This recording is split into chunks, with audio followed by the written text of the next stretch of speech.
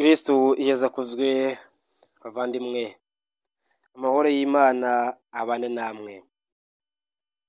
Turacyari mu minsi y'ibyishimo bya Pentekoste, turacyari mu rumuri rwa Nyagasani kandi tuzaduhoraho ibihe byose, ntacyo tuzaba. Niyo mpamvu uyu munsi ndi kukubwira ko ibyawe byose Imana ibizi, wibunze imitima ko Yezu aje kugutabara. Ibyo dukora byose Imana ibireba, ndetse n'aho uri hose Imana iba ikureba, kuko niyo yakuremye kandi irakuzi neza, kuko ubwayo ivuga iti narakuremera mu nda ya nyoko nari nkuzi. Urumva ko Imana ikuzi neza kandi ntiyakwitiranya n'abandi, kuko uri ikinege mu maso yayo. Hari igihe tujya kure tukugama munsi y'ibibazo byacu, tukibwira ko Imana itatureba, tugaheranwa n'agahinda. Ariko Yezu aratubwira ko aba tureba igihe cyose kandi ko yiteguye kugutabara. Wigira ubwoba, aje kugutabara. Ibyo byose araje kugira ngo agufate ikiganza, kugira ngo akubere inzira, kugira ngo akubere itara, kugira ngo akumurikire, kuko niwe byose bikesha kubaho kandi niwe mukiza. Reka twibuke uko byagendekeye Natanayeli ahura na Yezu. Turabisanga muri Yohani umutwe wa mbere, umurongo wa 45 kugera kwa 49. Filipo nawe aza guhura na Natanayeli, aramubwira ati wa wundi wanditswe mu mategeko ya Musa no mu bahanuzi twamubonye, ni Yezu w'i Nazareti mwene Yosefu. Nuko Natanayeli aramubwira ati hari ikintu cyiza cyaturuka i Nazareti? Filipo aramusubiza ati ngwino wirebere. Yezu abonye Natanayeli aje amugana, aravuga ati dore Umuyisiraheli w'ukuri utarangwaho uburyarya. Natanayeli aramubwira ati unzi ute? Yezu aramusubiza ati Filipo ataraguhamagara uri munsi y'igiti cy'umutini nakubonaga. Natanayeli aramusubiza ati Rabi, kuko uri umwana w'Imana, uri umwami wa Isiraheli. Yezu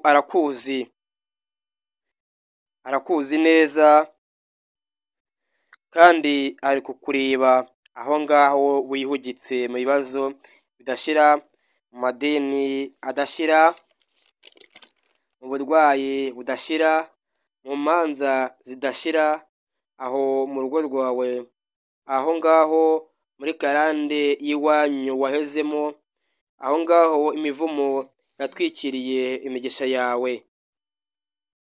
Arakureba hose, niyo mpamvu Yezu akubwira ati wowe nsanga, kuko ibyo bibazo byawe ndabizi kandi nzi nuko ndi bubigukize.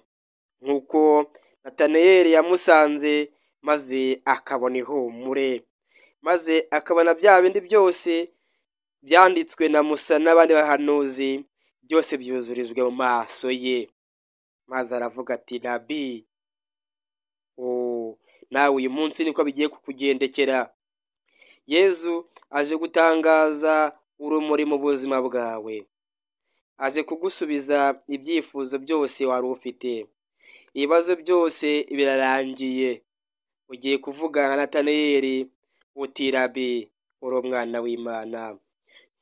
Ugiye kuvuga ngo Yezu uri umucunguzi wanjye, urancunguye kandi uri umwana w'Imana nzima.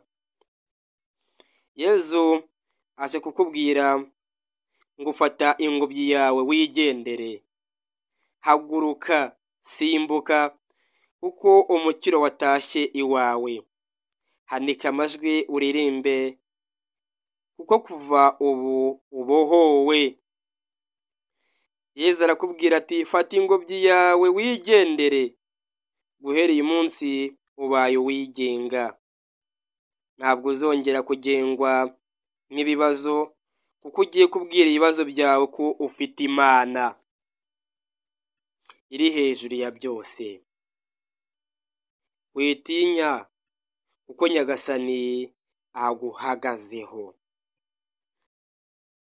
Dusome mu ibaruwa Pawulo yandikiye Abahebureyi umutwe wa 13 umurongo wa 5, aho agira ati imibereho yanyu izire ubugugu, munyurwe n'ibyo mufite, kuko Nyagasani ubwe yavuze ati sinzaguhara kandi sinzagutererana. Ntabwo Nyagasani yaguhara, reka da, ntashaka kugutererana, kuko uri mu ishusho ye, uri umwana we, uri igihangano cye, kandi aje kugutabara. Reka twese duhagarare muri iri jambo ko Nyagasani atazadutererana, maze tuvuge nta shiti tuti Nyagasani arampagarikiye, nta kizantera ubwoba. Yaba ibibazo mfite nta kizantera ubwoba, yaba urwango runtu cyangwa mfitiwe n'abandi nta kizantera ubwoba, yaba imanza nshorwamo n'abandi nta kizantera ubwoba, kuko Nyagasani ampagarikiye. Twongere tuti ninde wagira icyo antwara? Ninde se? Ninde? Kuko Nyagasani niwe wenyine ufite uruhare ku buzima bwawe. Ninde wagutera ubwoba? Ninde wagira icyo agutwara mu gihe urinzwe na Nyagasani? Ibyo ngibyo tumaze kuvuga tubisanga nanone dusoma mu ibaruwa aho rimwe yandikiye Abahebureyi umutwe wa 13 umurongo wa 6. Niwiringira Imana, nusanga Yezu, nta kizagutera ubwoba, nta kizagukanga, nta kizakwitambika imbere, kuko uzaba urinzwe n'umugaba mukuru w'ingabo, kuko ubuzima bwawe bwose buzaba buri mu biganza bye.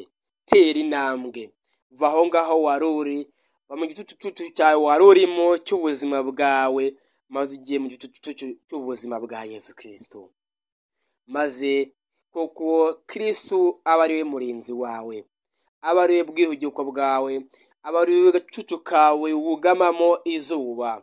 Ibibazo byawe ari ugenda ubyugamishe, maze ububasha bwa Nyagasani Yesu bukubundikire, maze usohoka aho ngaho wamamaza ijambo ry'Imana, usohoka aho ngaho ushima Imana, usohoka aho ngaho uvuga ibyiza byose Nyagasani yagukoreye, kuko uyu munsi aje gutangaza ihumure muri wowe. Aje kubwira ngo humura, arakubwiye ngo humura witinya, ndagutabara. Ibibazo byawe byose ndabisubiza, ngwino wanjye twibanire, maze njye nawe tube umwe. Dusange Yesu rero, tumushimire ibyiza yadukoreye, twiyakire uko turi, tumushimire uko tumeze, naye koko adukoreye byose mu buzima bwacu bwa buri munsi. Tureke kuzana ibibazo byacu imbere, kuko tuzanye ibibazo byacu imbere cyane dushinja Imana. Ikintu wakinkoreye, ikintu wakinkoreye, ikintu wakinkoreye, tugiye tukaduhaye umwanya cyangwa urwaho Sekibi, nk'aho ari kuba umutabazi wacu. Ariko kuko Yesu aje kudutabara, akubwira ngo humura, humura uyu munsi, noneho ubwira ibibazo byawe uti mfite Imana, mfite Imana, mfite Yesu ndengera, Yesu ndwanirira, Yesu nyitaho, Yesu ntabara, Yesu mba hafi igihe cyose. Ku izina ry'Imana Data nta mwana na roho mutagatifu, amen. Se najya handi nyagasani atari iwawe, kuko ari ufite amagambo y'ubuzima. Umutima wanjye uranezerewe kuko ngufite nyagasani. Nkomereza intambwe ne kudandabirana, nkomeze nze gusanga nk'uko Natanayeli yabwiwe ijambo maze akaza gusanga aje koko kureba. Na buri umwe wese uteze amatwi iki kiganiro, muteze intambwe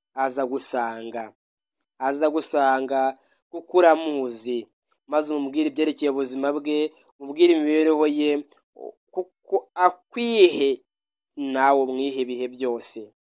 Nyagasani Yezu Kristo, duha umugisha wawe, uturinde kandi uduhe imbaraga mu kwemera.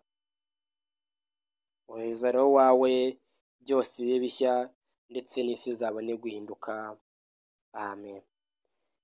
Ndakuramutsa Mariya, ubujene muhana n'Imana, wahebuje abagore bose umugisha, na Yezu umwana wabyara asingizwa. Mariya mutagatifu, umubyeyi w'Imana, wayidusabira twanyabyaha, kuri ubu n'igihe tuzapfira. Amen. Ku izina ry'Imana Data, na Mwana, na Roho mutagatifu. Amen. Mugire ibihe byiza. Yezu atashye iwawe, humura aragutabara.